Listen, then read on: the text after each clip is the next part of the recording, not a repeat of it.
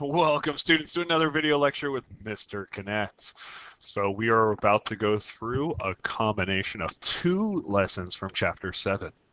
We are going to go through the distributive property, which is the property we're focusing on and how to use it, and then factoring linear expressions from 7.5, which is actually the backwards of the distributive property. So simplifying is going to be the forwards and factoring will be the backwards. So go ahead and pause here and copy down what you see. Okay, welcome back, students. So our essential question in this lesson is, how are we able to apply the distributive property, and how is simplifying similar to factoring? So I already gave or highlighted or predicted some of what those answers will be, but please pay attention as you go, because if you are not able to answer the question, you definitely want to come get help or let me know I need to edit my video. I forgot a 2 in there, so I'm going to fix that. And I spelled simplifying horribly wrong. So let's fix that. Okay, welcome back here. So what we're learning today is the distributive property. And what we do whenever we have this distributive property is you will always multiply each term on the outside of the parenthesis with all terms on the inside of the parentheses. And I've never run into this in a textbook, but it does apply even in our future. I'll show you how this works on everything you do in your future. But if you memorize for the distributive property that you're always doing each to all, you're taking each thing on the outside to all the things on the inside. That's the key to the distributive property. Now, it's gotten a nickname over the years. Sometimes they call this property the rainbow property, which is not mathematical at all, but you may see why they call it the rainbow in just a second. So what we're going to need to do is this A is on the outside of the parenthesis. And what operation is hidden right in between the A and the parenthesis? Yeah, you're right, it's multiplication. So we're having to multiply this A to two things on the inside, the B and the C. If there was another term, such as plus D on the end, the A would have to multiply all three terms on the inside. So it doesn't matter how many things are on the inside. You take the thing on the outside and multiply it to all the things on the inside. So A times B gets you AB. The plus comes next because nothing will magically disappear. And then we multiply A times C, and you get AC.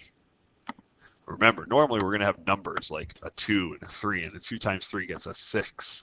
But this is an algebraic example. So what we're doing on the distributive property is taking this number on the outside and multiplying all the things on the inside of a parenthesis. And it's going to be important that you really understand that this letter or this number we're multiplying inside the parenthesis is directly next to the parenthesis. It's not going to have a plus or a minus breaking it apart. We'll talk about what happens then in a moment. So I'm going to jump 2 slides ahead. If you don't mind, can you copy down these 6 examples? Pause here and copy down what you see. Make sure to leave space. Okay, welcome back. Okay, so we got all 6 examples copied down. I want to have this visual here to show you how we're using this. So again, we're multiplying anything on the outside to everything on the inside. So on example 1, what I want you to do is just circle the number we're going to multiply and bring into the parentheses. Awesome. Hopefully you circled the number 4. It's the number directly on the parenthesis. Now, we're going to apply the distributive property, which is multiplying the 4 times everything on the inside. So what is 4 times x? Yeah, you're right, it's 4x.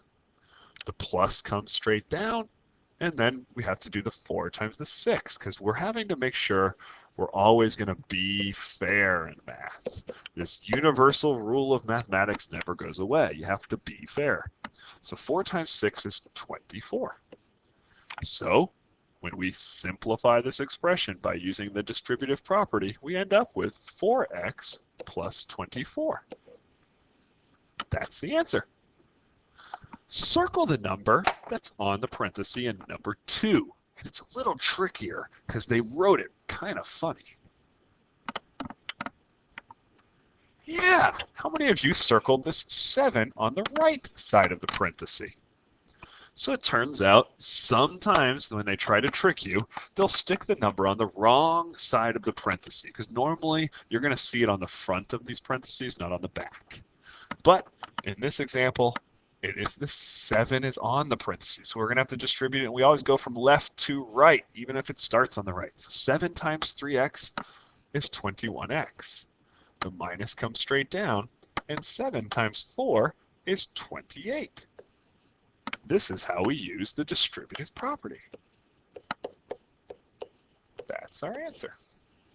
Okay, I'm going to put stars next to problem 3 and problem 5, because those are a little more challenging. On problem 3, if I was to ask you what number is on the outside of that parenthesis, many of you are going to look at me with an awkward look and go, there aren't any. But there are numbers there. What number is invisible whenever we multiply or divide? Yeah, it's the number 1. So it's invisible out in front there. And 1 times 6m is 6m. And 1 times minus 3 is minus 3. So we had to distribute the 1 on the outside to get the parentheses to go away. On number 4 and 5 and 6, we're going to solve those in class. So number 4 is just going to use some decimals. Number 5 is challenging because it looks like there's just this floating negative there. But it was really similar, like problem 3. And the way number 6 is challenging is we're going to have to do the distributive property on 2 separate parentheses. And again, we're going to model numbers 3 through 6 in class together. Let's go on to the next part of our lesson. So what we just learned about is the distributive property, and what we're doing here is simplifying. We're bringing numbers from the outside of a grouping symbol to the inside of the grouping symbol. And really, you've been doing this all along, even when it's something like 5 times 3. You're distributing the 5 from the outside to the 3 on the inside, and you end up with 15. So remember, we're just recycling the skill we've already done. And they've called it a new property called the distributive property. So what we're about to move on to is how to use the distributive property not forwards, but backwards. And I'm going to have you pause right here. Make sure to draw your squiggly line. Make sure to write the heading factoring so you know that we're moving on to a different section. And go ahead, pause here, and copy down what you see. Okay, welcome back. So whenever we're factoring, it's important to realize it's the inverse of simplifying. An inverse means backwards. Remember, inverse does not mean opposite. It means backwards. We're not going forwards, but backwards. Okay. So we use the distributive property backwards. What we're going to end up with is something that looked like the starting point from before. We're going to start with our a hidden inside of some expression, and we're trying to find the greatest common factor to remove it. So this is using the distributive property backwards. It's called factoring. And we're going to do a couple of these warm-up problems first. On number 7, 8, 9, and 10, we're not actually having to do any factoring of linear expressions yet. What I'd like you to realize is it's the same as when you look for reducing. So if I was to write 5 over 10, what number do you say they have in common? Yeah, you're right, it's 5. So we're going to divide that 5 out of both of them to end up with 1/2. We're doing a similar skill here on monomials.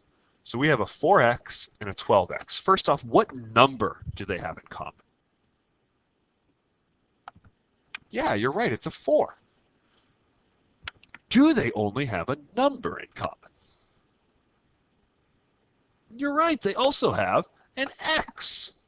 So the GCF, the greatest common factor of number 7, is 4x, and that's because we could divide both of these by 4x and end up with whole numbers. So, on number 8, what's the number that 18 and 20 have in common? Yeah, you're right. It's the number 2. Do they have anything else that they both have in common? Yeah, it's the letter A. So the greatest common factor in number 8 is 2A. What I want you to do is try number 9 on your own and number 10 on your own. Number 10 looks more complex, but it doesn't change anything. We're still just looking for what all 3 of these things have in common. But the skills don't change. So moving on here, I actually have created some sort of steps to help out with factoring. I've learned that factoring is a little more difficult than distributing because I don't know, it's something when we have to think backwards. It just makes it harder. So I'm going to move 2 slides ahead again and get you to draw or pause here and copy down what you see.